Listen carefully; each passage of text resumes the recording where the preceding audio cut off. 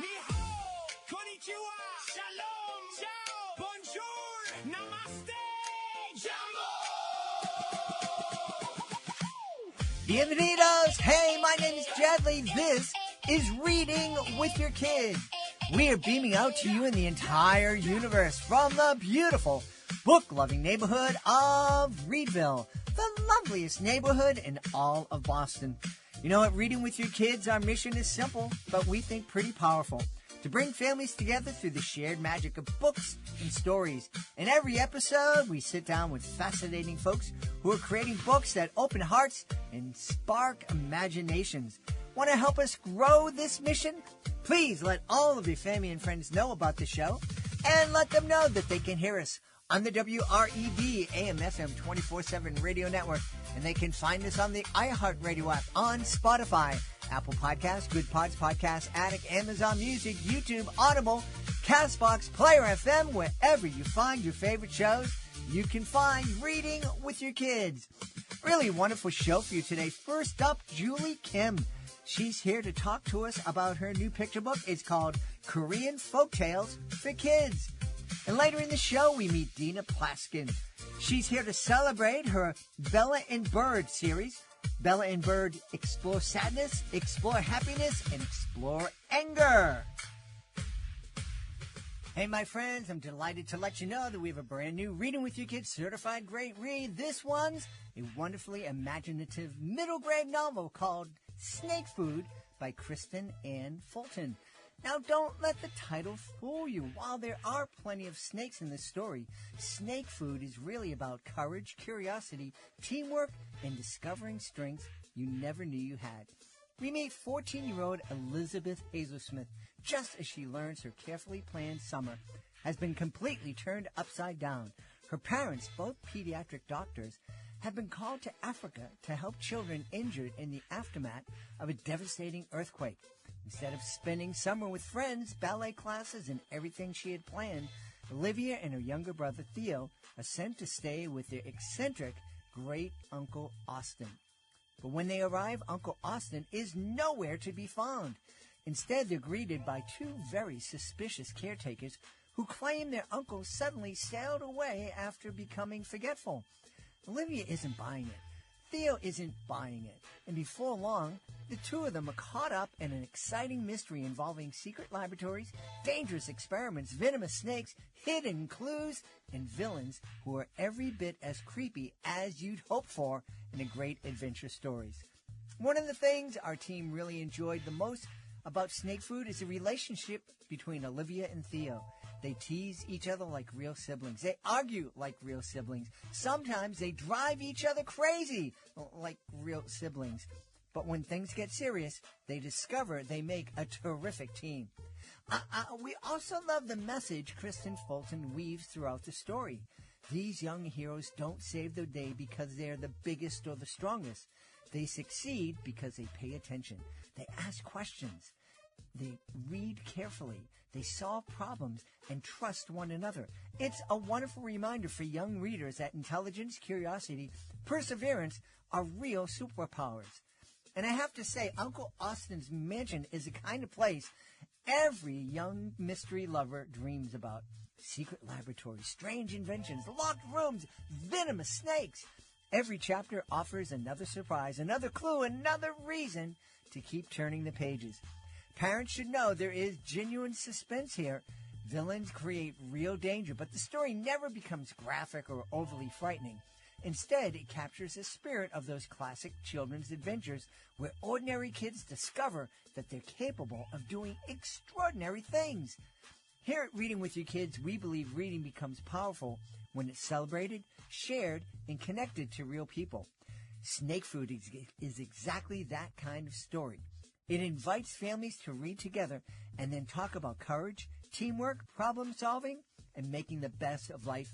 Unexpected detour. So once again, a great big congratulations to Kristen Ann Fulton. Snake Food is our latest Reading with Your Kids certified great read.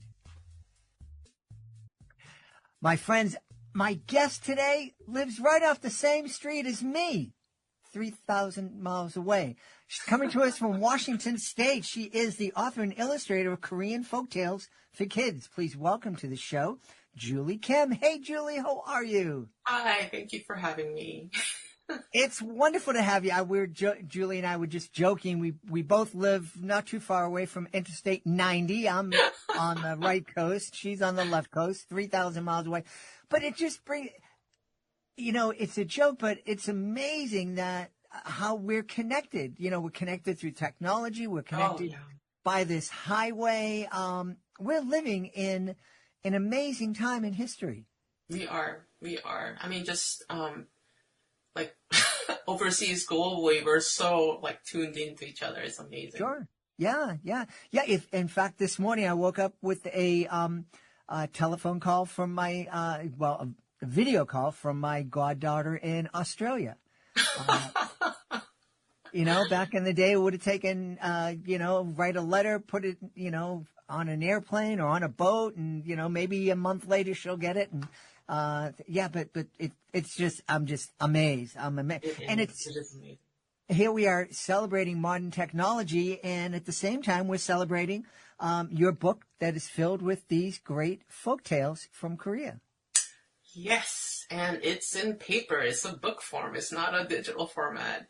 It's very old school, but there's something beautiful about flipping through a book, isn't it? Smelling it, touching it, and just seeing it physically.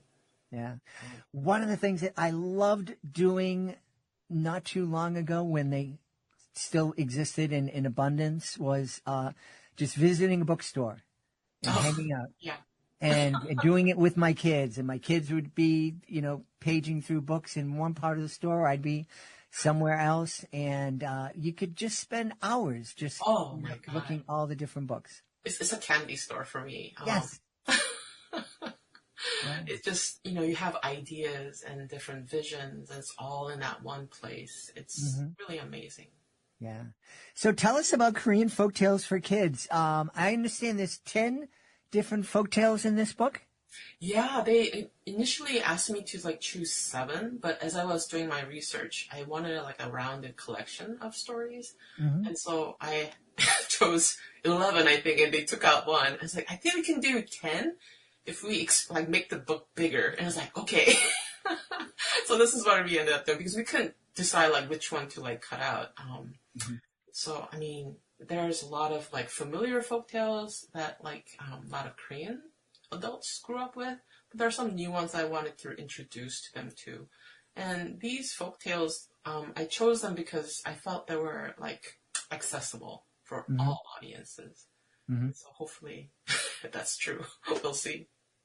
Are there any folktales, I know my beautiful wife is, her family's originally from Puerto Rico, so we're somewhat in tune with Latin culture. And I know that a lot of the folktales that we kind of grew up with, like Cinderella, there's Latin versions of those. Is that true with Korean folktales? Are there a lot of themes that we can find in all different cultures? I think probably the most common theme will be the trickster tales, right? Ah, okay. So the Cinderella, I think Korean folktales, we do have one, but I didn't include in that story because I didn't particularly like that story. Okay.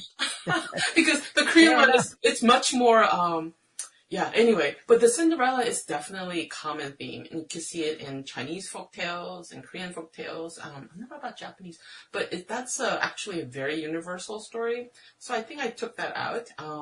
But the Korean ones, they are trickster tales, which is the powerless overcomes the powerful, and with their smarts. So we have the rabbit. That's a very common animal we see in internationally in multiple cultures. So we have the rabbit called Toki in one of the stories in here, and it's a really funny story. It outwits basically the turtle who's trying to take its liver for the for the emperor of the sea. So those are common themes. But the Korean folktales I noticed is a little different. The one that I chose, it has a particularly Korean flavor. It's a very down to earth humor, and the characters are not princes or princesses or knights. They're not trying to like conquer anything or beat dragons. It's very down to earth characters, and they're dealing with like everyday life, dealing with like bad characters, or dealing with like strange circumstances, and I think that's what I liked about these stories. And there are some themes in here that I thought it was very relevant to where we are today in society, in the world. Well, let's talk about some of those. You mentioned that some of these tales are very relevant for what's going on today. What specifically are you referencing when you say what's going on today? Are you talking about the kind of division that folks are noticing, or technology? This one particular story is called the gratitude of the Zelkova Tree, and it's really about it's about a tree that's been in this village for hundreds of years, and it's been like sort of passed on, this like relationship that's been formed through generations. And then one heavy winter, like snow falls, and people can't get out. They're running out of firewood, and now they're looking at this tree. We could cut this tree down so we could have fire, in our hearth, like warm ourselves up and cook our meals. And so the young people, or the people of the village, to go up to the tree, ready to chop it down, and this old man comes up and is like, "Don't touch this tree. You could take my shack. You could take that apart and use that as firewood, but don't touch this tree." And so he was basically making a sacrifice to keep this tree, because this tree was not simply firewood tree. It's been providing shade during the summer. It's been where like people congregate. It's more than a tree. It's really, for me, I took that as symbolism for our nature, for our environment.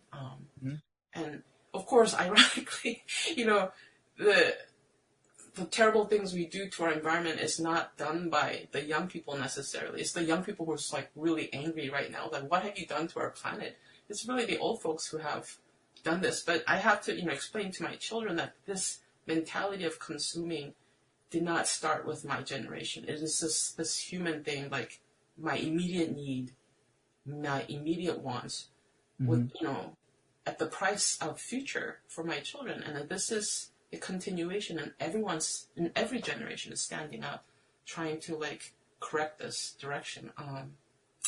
So for me, that story I felt it was very important for where we are. Yeah. How did you go? Because I'm imagining that there's hundreds of Korean folktales. How did you determine which ones to include? Was it these are my favorite growing up? These are the ones that meant the most to me. Right. I mean, that was part of it, because there are certain stories I grew up and I thought was hilarious, like the rabbit and the sea turtle. And then there's the story of the goblin, like this old man who has like these, we call it Hulk. It doesn't happen. It's like a growth, I guess, like this big growth, cancerous growth. We call it Hulk in Korean. This old man has it, and this goblins come up, and this old man sings really well. And so the goblins come up and was like, "Hey, I want to sing like that too. Give us your music." And I was like, I sing with my throat. If you take my throat, I can't live. And so this old man's thinking, you know what? This pouch, this growth I have on my face, you can take that. That's where the music is. And the goblins, oh, really? And so they take that growth, that cancerous growth, and then gives him a bag of gold coins in exchange. And he gets, suddenly he doesn't have this growth anymore, and he's rich. And so this other old man wants the same thing, and he has one of the growths too. And of course, the goblins figure out, no, we've been swindled. And so the old man ends up with, the greedy old man ends up with 2, basically, growth on his face and no money. But those are the stories I grew up with. So I chose some of those that was funny and hilarious, that I think would reach the kids. And then I chose stories that was, I thought was hilarious, but I also had to sort of change a bit, because a lot of these folk tales they really reflect the culture where they're in. And so there are some, misogynistic aspect to it. So I had to change the characters a bit, and make it appropriate, but, keep the humor, keep that sensibility, keep that trickster tale stories in place. And then there's other stories where I felt like, oh, this is a very good lesson on like being like perspective.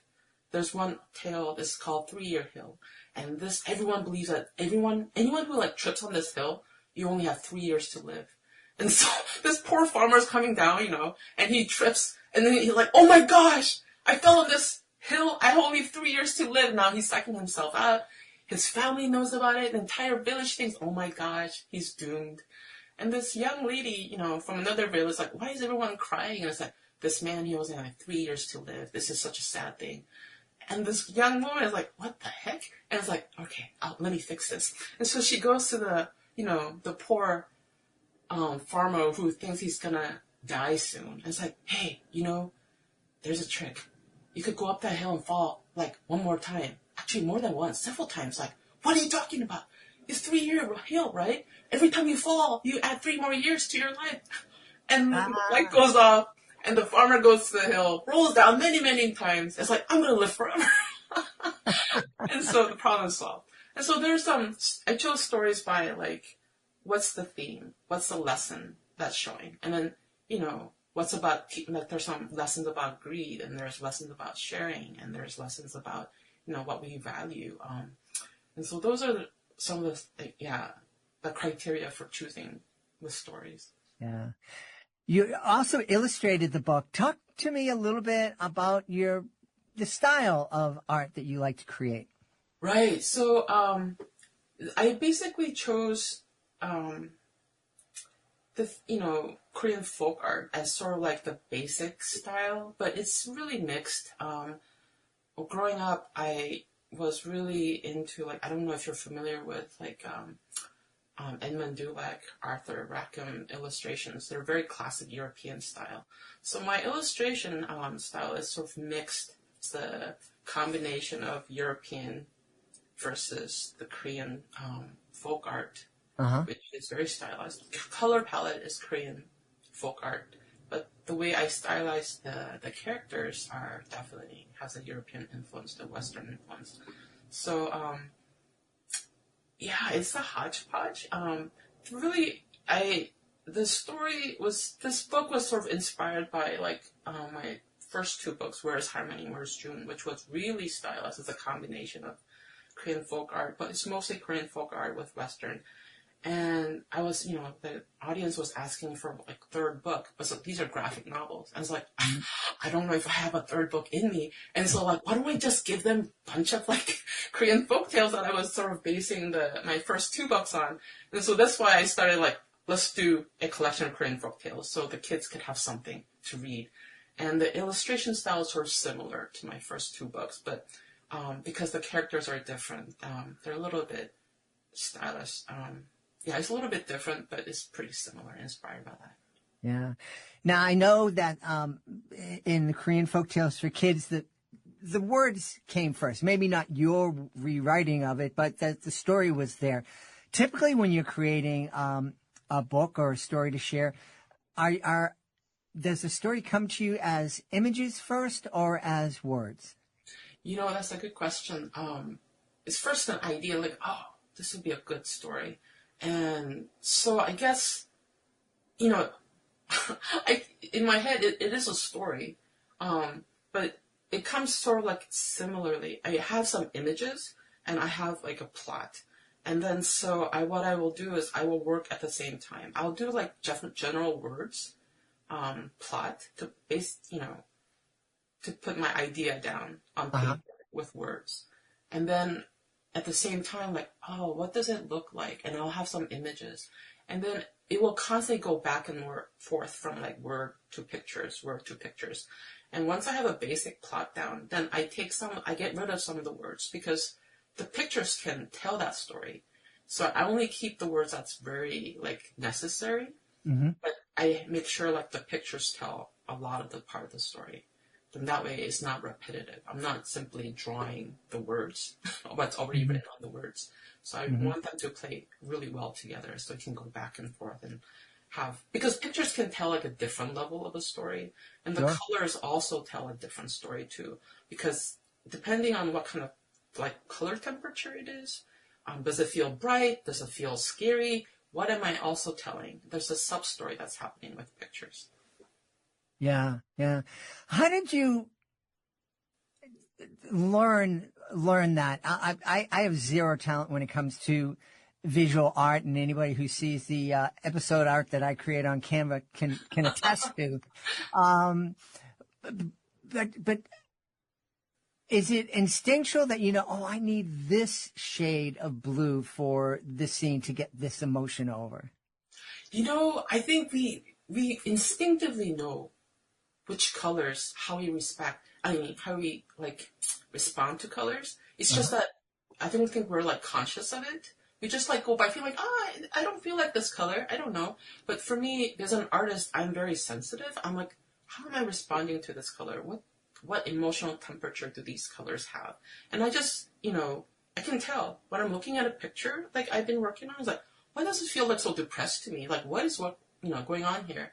And I realized, the shade of blue, the colors are muted in a very cold way. Then I have to warm up the colors to bring the emotional temperature up, make it brighter. And color, light and darkness also plays a role too. But for instance, if you see a bright pink, not jarring Barbie doll, fuchsia pink or anything, but it's just a warm, bright, cheery pink. There's a certain we feel it in our bodies. And then you see this really dirty blue, and it's just really muted and it's dirty color, and it's you feel it's we respond very, the emotional temperature goes down, and there's a depression that happens. So colors are very, very important. That's why the colors you paint in your house is so important, because you're sitting in it, you're feeling it, and so I think everyone knows, and everyone can respond to it. It's just they don't consciously pinpoint, make connections with it.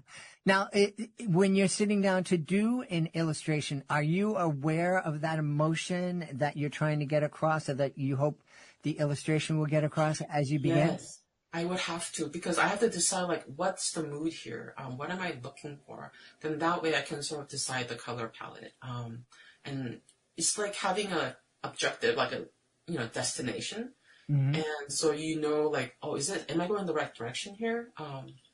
Or am I sort of really far off? And sometimes there are accidents wow, I like this color than what I initially wanted, and then I'll go with that as well too.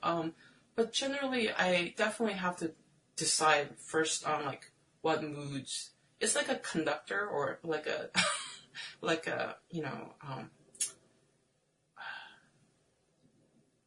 I guess it's like a conductor or a film person, I forget the name. But, just, you have to know which this whole ship is deciding on, and what each scene is supposed to do. Because in Korean folktales, because there are some night scenes, if they're supposed to be scary scenes, I might want to reduce the color, the temperature a bit, to add tension. But if it's bright, happy scene, I want to make sure the colors are happy, they're not too muted, and you have that energy there. Yeah. Did you always want to create kids' books when you were younger? Yes, actually. For me, I loved not Korean folktales, I love folktales in general. I kept reading all the folktales from Europe, Russia, from China, anything I could read. And I think for me, folktales hit home because they weren't just little weird stories, or they really, what I suspected was beneath the folktales, it was really a human story. And it reflected that culture, but it was really talking about the human subconscious oftentimes, what our fears are, and what our dreams are, and what we have to face. So I think I felt that, and for me it was a treasure trove, sort of understanding humanity, basically. Yeah, cool. Hey, let's tell everybody where they can go to find out more about Korean folktales for kids and find out more about you and your art. It's not out in the bookstores yet, but you could pre-order it on Amazon, and I think a lot of different places. But it won't be available in the bookstores until probably August. But you can pre-order it. Right. And do you have a website folks can visit? You know what? I still haven't made one, but I will make one right now. Look into my website. But I will, yes, I have to make a landing page for the book. I'm just right now like finishing up a book project, so it's been a little crazy on my You've end. been busy. Yes, yes. But I do know you have a website, juliekimillustrations.com. Yep. Yeah. And I'll have a website landing page for that soon. We've had a great time speaking to the author and illustrator of Korean Folktales for Kids. Our guest has been Julie Kim. Hey, Julie, thanks so much for being with us. Thank you so much for having me. Hey, my friends, I want to tell you about a coffee company I recently discovered that really lines up with the values we talk about right here at Reading with Your Kids. It's called Afrera Coffee Company, and they're doing things the right way. The coffee is sourced directly from certified Rainforest Alliance farms in Central and South America, with a big focus on farms in El Salvador. I love El Salvador. They work directly with local farmers, support sustainable farming practices, and even use recyclable and combustible packaging. Now, all of that would already make me feel good about supporting them, but honestly, the coffee itself, it's fantastic. You can really taste the quality. The beans are grown in rich volcanic soil and carefully roasted, so the flavor really comes through smooth, rich, and super aromatic. Now, whether you're somebody who loves a strong espresso to get moving in the morning, or you prefer a lighter roast while reading a good book, Afrera has something you're going to enjoy. And this is kind of beautiful. 5% of all their sales goes to charities helping conserve and preserve the great outdoors. So if you'd like to try coffee that tastes amazing and supports good people doing good work, head on over to afreracoffee.com. That's A-F-U-E-R-A coffee.com, and use the promo code READ to get an exclusive 15% off your order. And of course, when you use the code, you're also helping support the podcast. Great coffee and helping families grow closer together. I'd call that a pretty magical way to start your day. Hey, this is a message for all the authors that are listening. You know, you worked hard on your book. You spent months, maybe years, writing, revising, dreaming, and believing. You created characters, solved problems, overcame doubts, and brought a story into the world that only you could tell. Now it's time to help readers discover it. The Reading with Your Kids Certified Great Read program was created to celebrate outstanding children's books and to help authors reach more families. When a book earns our seal of approval, we don't stop with an award certificate. We review the book, feature it on the podcast, share it across social media, and help introduce it to parents, teachers, librarians, and caregivers who are looking for great books to share with kids. Because your story matters. And the families who need your story deserve a chance to find it. Please visit readingwithyourkids.com and click the Authors Click Here button at the top of the page to learn more. That's readingwithyourkids.com. Let your book find the readers it was written for. Join us right now from the beautiful Garden State of New Jersey. Our guest is here today to celebrate her Emotion Explorer series. Belle and Bird explore sadness, explore happiness, and anger. Please welcome to the show, Dina Plaskin. Dina, how are you? Hey, thank you. Thank you so much for having me. I'm really happy to have you on. Dina and I just had a delightful conversation. It seems that we have something in common. We spent a whole lot of time talking to kids about bullying, or probably more accurately, we talked to kids about being respectful and kind to each other. Mm-hmm. Yep, that's right. Yeah. That's good. That's a good conversation. Yeah, we started out realizing that we had that bullying connection. Yeah, fantastic. So tell us about Bella and Bird. These sound like fun characters.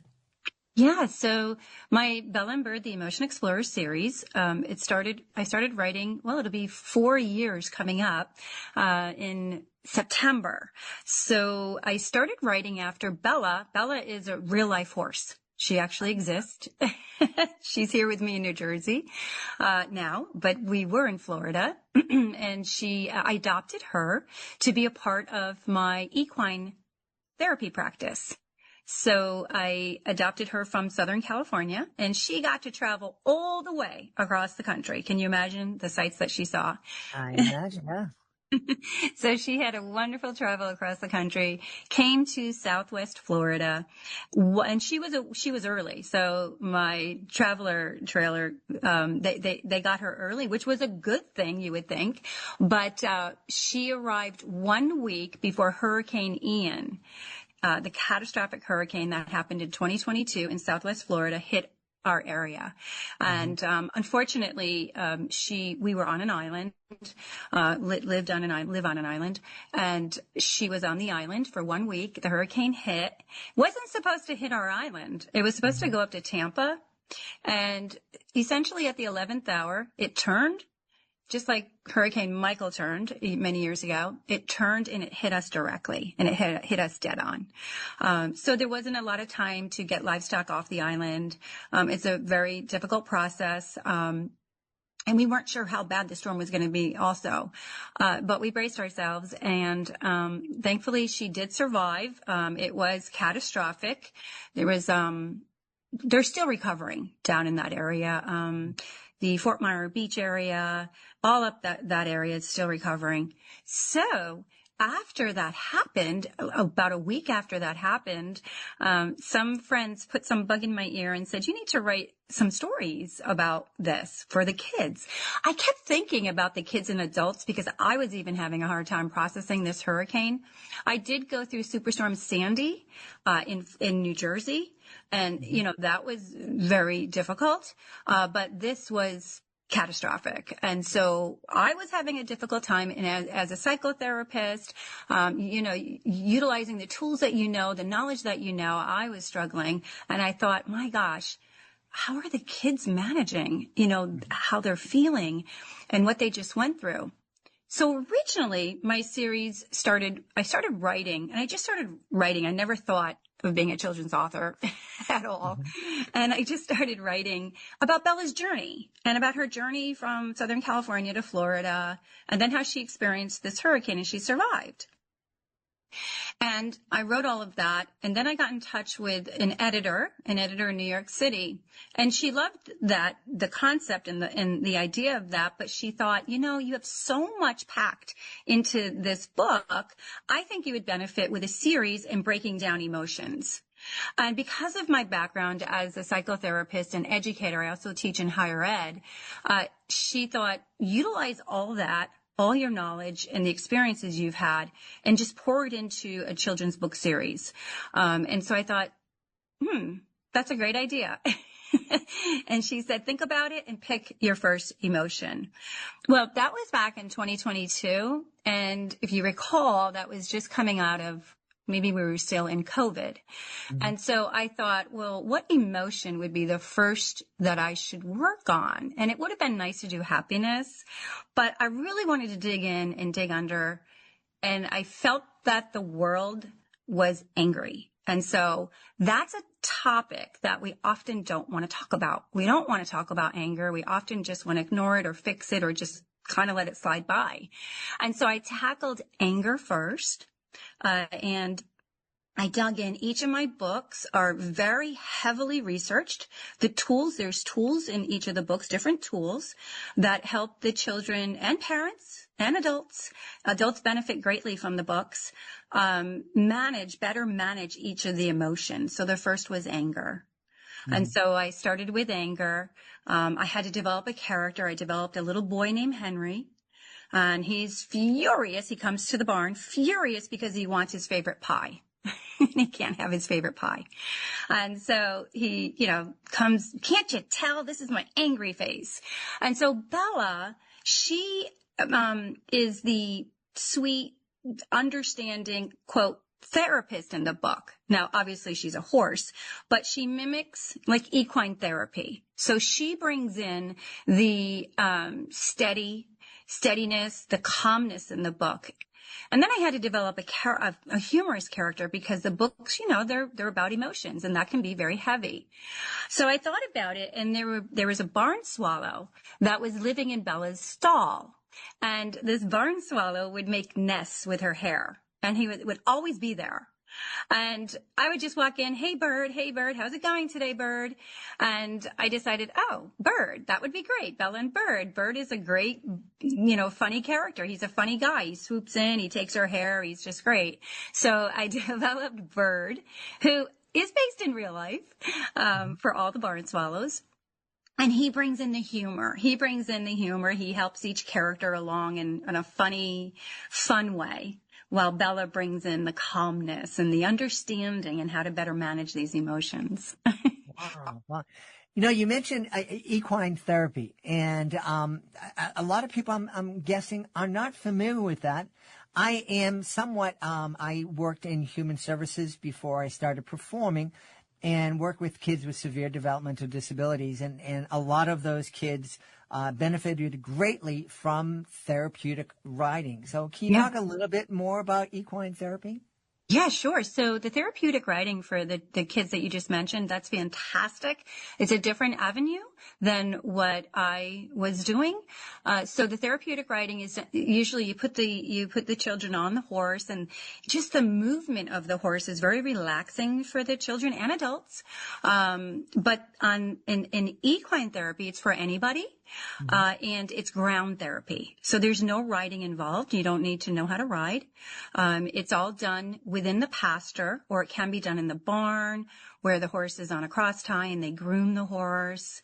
They spend time interacting with the horse or horses. So the purpose of ground therapy in this setting, in equine therapy, is you connect with nature, you connect with the horses. So there's different types of approaches, but it's much more of a narrative approach where you have a therapist in the pasture with you, and you also have what they call an equine expert. And they have to have so many hours. You have to be certified in equine therapy to practice it. And there's two fantastic places to be certified. It's Arch, Arenas for Change, and EGALA. They're pretty much the gold standard. There's others too. And I'm certified in both. And so you have an equine specialist there too. And that is someone who has thousands of hours around horses, and they provide the safety aspect. We're talking about 1,000-pound animals, and I mean, typically when you're doing equine therapy, you're going to choose the horses that you know best and that are the calmest and all that, but you never know. So you have the equine specialist who's there for safety, and then you have the psychotherapist who's a licensed clinical mental health specialist. And they're really guiding the person or people, because you can also do group therapy.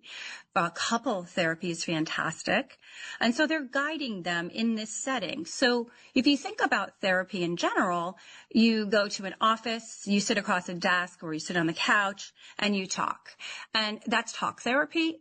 That's fantastic for some people. For other people, they want a different kind of connection. And sometimes talk therapy, you don't want to talk. You don't know what to say. You're uncomfortable. So there's different types of therapy, like play therapy, art therapy. And then there's the equine therapy, where you can have the clients in this setting where they're connecting with the horses. And in that type of environment, truly, truly something special happens. And so you could do different activities with them. You can have them have a conversation with the horses. They can use the horses as metaphors. Lots of different avenues that you can bring in to work with a client, in therapy. So for example, let's say we're doing couple therapy. You can have a couple who maybe is having a very difficult time communicating. So you could have the couples, you introduce them to the horses, and maybe you blindfold one of the couples, and you're building trust in the relationship. So you could have them, one blindfolded and the other is giving that person instructions on how to halter the horse. And so the blindfolded one is trying to halter the horse by listening to their partner, to their spouse. So, and that's just one minor little activity. And then, so they do that and then they switch and the other one does the same. That helps build an avenue of communication if communication is a problem in their relationship, if that's something they need to work on. So that's just one example of many different ways that we utilize equine therapy with different types of clients. It's fantastic. Yes, I'm sorry. It's fantastic for those experiencing trauma. Yeah. Because a lot of times those that are experiencing trauma, of course, the trust level with a person, with a human who they have now encountered not trusting, they find that they trust the horses more and they can connect with the horses more. And they can, there's one activity that I like to do is where you tell the horse a secret. You can go over into the pasture where no one can hear you and you whisper whatever is the heaviest on your mind. And you share that secret with your special friend, the horse. And that's fantastic. They come up lighter. They just feel better because they've actually gotten out something that they haven't expressed before.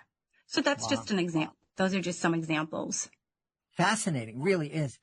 When you mentioned a 1,000-pound animal, it reminded me of probably the dumbest thing I've ever done. I was with a friend who was an equestrian, and I attended the equestrian event with her, and it was totally new to me. And I'm just kind of fascinated, and I'm kind of the backstage here where the horses are being readied and whatnot. And one of them broke free and was running between the tents. And I thought, I need to be helpful. So I went out and stood in front of the horse.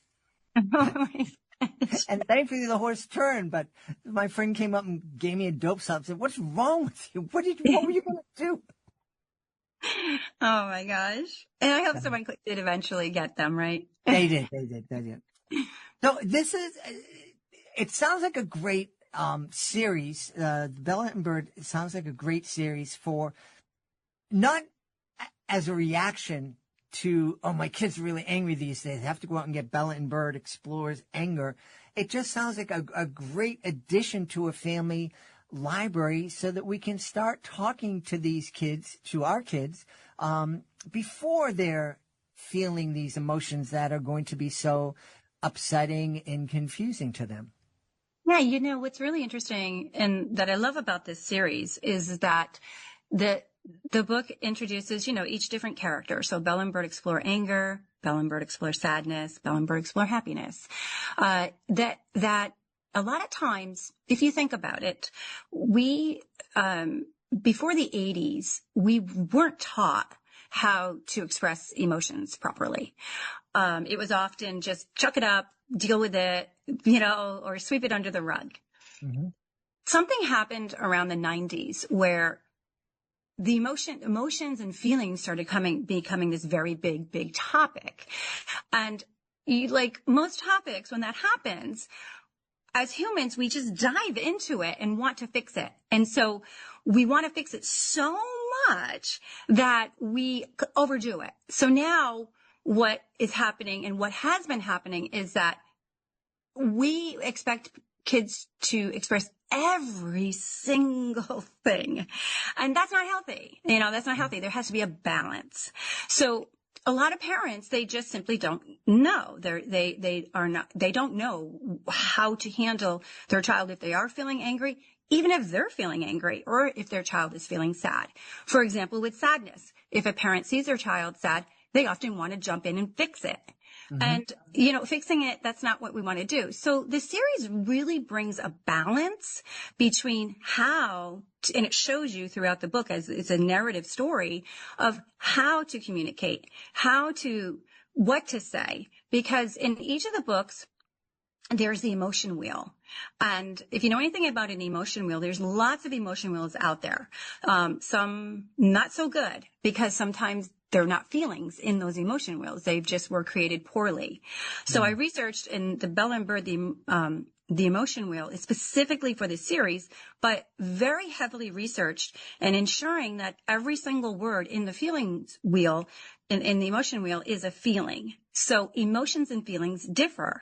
So understanding that as a parent and why it's important to know that is needed. So yeah, the books are in and of themselves a tool. So I look at the books as a tool, and then in the books, I present at least 3 different tools to help your child or a child work through whatever emotion is for that book. Yeah. Yeah. I think it's really important. I know with my kids, then they're now both very happy and successful adults. But I know my son really struggled with emotions when he was a kid, and it was we started noticing. Fortunately, my wife and I noticed it, and we were able to talk to him about it. But every disappointment, anytime he was sad, anytime he wasn't happy, it got turned into anger. And when we sat down with him and talked a little bit and helped him identify, well, I'm not really angry. I'm just sad. I didn't get that. And helped him understand that these are different things. His life got much, much better. And our life did too. We didn't have an angry kid running around the house.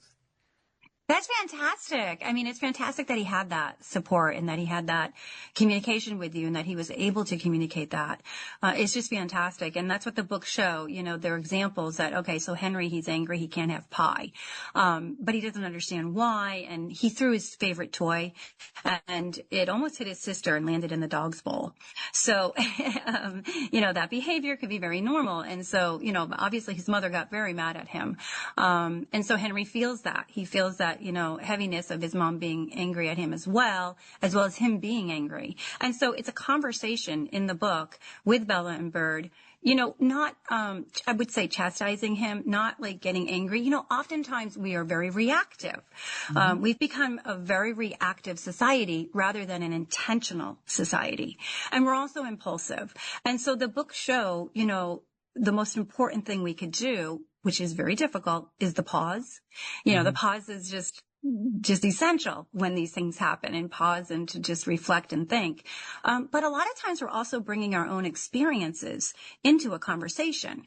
And so these books show too, allowing kids to share how they're feeling so that parents, teachers, therapists can help them understand and help themselves understand and relate to the child.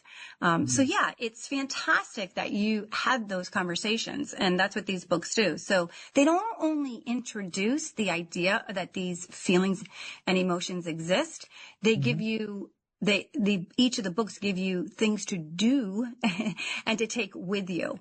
And so it is a great addition, to any library at home. They're planting the seeds. So that's what they're all about, is planting a seed, so that if you read them periodically, you know, like the anger book, you read it periodically to your child, you're literally planting that seed within them. And so they can learn to go, okay, yeah, I'm feeling super angry and I'm going to try box breathing. You know, box breathing is in the anger book. So I'm going to try to box breathe and see if I can calm myself down. Or a parent can say, you know, you're super angry right now. That's fine. Try box breathing. Some parents don't even know to give tools like that to their children. Yeah. Fascinating. I'm curious, after spending so much time as a therapist, helping people in person and, you know, getting the rewards of seeing that you're able to help people. How is providing therapeutic tools through picture books, how is that? Are you still able to get that same feeling that I'm really helping some kids? I can't see them. I'm not with them. We can't play with the horse together, but I know that I'm helping them. Oh, you know, it's such a great question, because I never thought ever that I would write books like this. It happened out of my own traumatic experience. I took my own very traumatic experience with a brand new horse that I had. And it was very traumatic. She was stuck on an island for 3 weeks with no food and water. We had to boat it in for 3 weeks and help the horses survive during that time. So it was a very traumatic experience. And so I think when you're able to take, you know, traumatic experiences and do something good with them, you just hope. And I always said, if I can just reach a child and I just can help them and plant seeds that they can utilize throughout their life, I'd be happy. Now, of course, now that the series is, 2 of the books are available now, I just want to keep helping. I want to help lots of kids, you know, and like, not just one. I'm like, no, I want to help, you know, thousands and thousands of kids. I feel that these books should be in every single home, because, you know, they can help. They can help not only the kids, I say this all the time, but parents too. When we look at society in general, there's a lot of angry adults out there. And taking a step back and just reading, you know, a good book on anger or even sadness or happiness, it can improve you and make you a better person as well. And then you plant the seeds for other people down the line. Yeah. Yeah. I love that you found that. It sounds almost like writing these books was a bit therapeutic for you. Yeah, you know, and I have to say my editor as well, my illustrator, they all said the same thing. They're like, when they were reading these books, they're like, each different book that they were working on with me, they said it helped me. And, you know, that was rewarding in and of itself. It really was, but, it did help. It really did help a lot through different things. And, you know, they're good reminders. They're good reminders. There's good tools in there. And, I enjoyed writing them.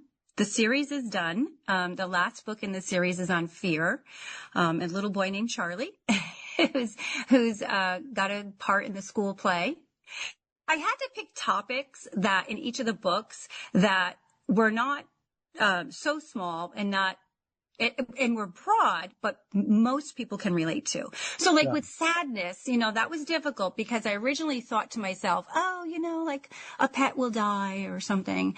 And, you know, my editor, she's like, no, you can't do that. You can't, not everybody has a pet. So I thought, yeah, you know, you're right. And so I went with, I dug deep and my own experiences, like you said, and I thought, you know, sadness, I think friendship. I think a lot of us can relate to being sad and disappointed in a friendship. And so I went with a friendship with the sadness book with my little girl, Molly. And Molly is sad because her friends don't want to play with her. They tell her and they make fun of her. You know, they make fun of her and say she's not a very good player playing soccer. And so Molly's hurt. She's hurt. And so Bella and Bird, you know, it's just a very heartful story because they help her work through that sadness. So that's something that not only kids, but adults can relate to too. And then in the happiness book, who doesn't want to be happy? You know, so my character Piper comes bounding into the pasture, very, very happy because it's her birthday party. So I had to come up with something. What is it that most of us feel happy about? And I thought, well, our birthdays. And so it's her birthday and she's so super excited, but she wants to be happy all the time. And so Bird says, you know, every birdie wants to be happy all the time, but no birdie is happy all the time. So, and so they help her cultivate ways that she can be happy. And one is through gratitude, you know, so that book is fantastic. But then with the fear book, as I was mentioning, that's about a school play. So Charlie gets a part in the school play and he is really afraid. He's never gotten up in front of people before and spoken before. You know, public speaking is the number one fear. And so I went with that for the fear book. So I had to relate what is it that we all can pretty much, most of us, relate to in the books. And that makes it much more, relatable. Yeah. Let's tell everybody where they can go to find out more about Bella and Bird and all 4 books in the series, and also find out more about you and maybe find out about your practice if they're in the South Jersey area and are interested. Yeah, I'm not practicing right now. I'm busy writing. Yes. Yeah. So I'm not practicing now, but who knows in the future. You can go to bellabirdbooks.com, bellabirdbooks.com. You can also go on Amazon. They're on Amazon. Amazon would be fantastic to go on Amazon, and you could buy the first book, Bella and Bird Explore Anger, or Bella and Bird Explore Sadness. Bella and Bird Explore Happiness will be coming out at the end of the summer, and then the Fear book in the beginning of the year. You can also look for non-Bella and Bird, the Emotion Explorer books.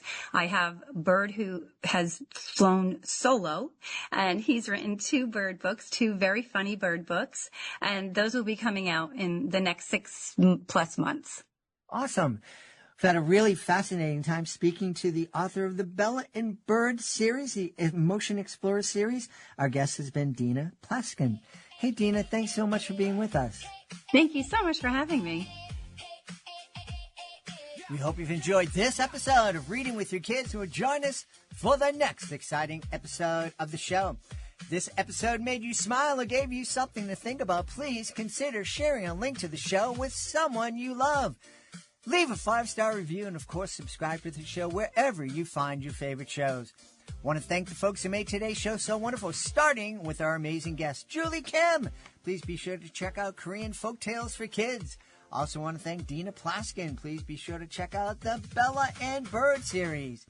I want to thank my incredible team, Daleen Rose, Advina Lopez, Chris Doherty, and my incredible summer intern, Ella Badier. Ella is bidding us goodbye. She did a fantastic job. She is an incredibly talented young person. If anybody is looking for someone to really spice up their team, Ella would be a perfect candidate. I want to thank my beautiful wife for all the love and support she gives me. Most of all, we want to thank you. Thank you so much for taking the time to join us today. And as always, thank you so very much for taking the time to make the world a better, more empathetic and caring place, and taking the time to give your kids the very best chance of success. And you do that every single time you read with your kids. I'll be looking for you in the next episode of Reading with Your Kids.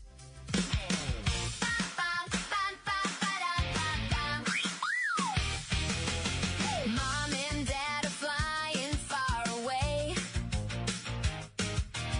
helping people every single day. Now it's off to Uncle Austin's place, but something strange is written on every face. Big old mansion, shutters closed, lots of secrets nobody knows. Creepy whispers down the hall, who's been making all these calls? Something's hiding, we can feel it. Every clue is pointing to a mystery. Whoa, we're not gonna be snake food. We'll be brave, we'll be cool, we'll use our heads like heroes do. Whoa, every puzzle leads us through. When we work together, there's nothing we can't do. Snake food, not today. We're gonna save the day.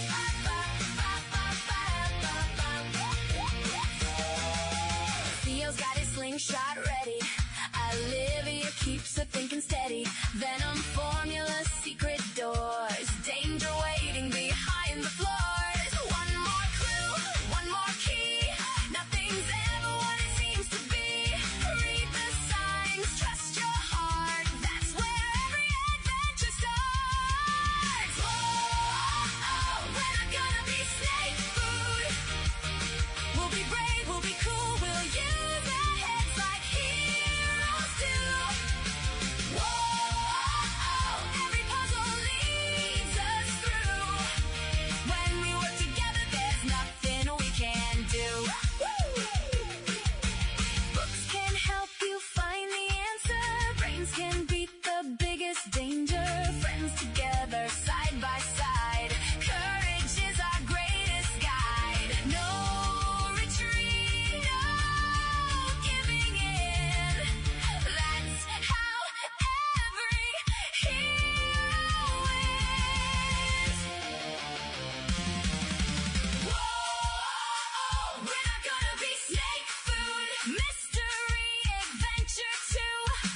Every page brings something new. Come along, there's room for you. Grab a book, start today. Adventure's just a page away.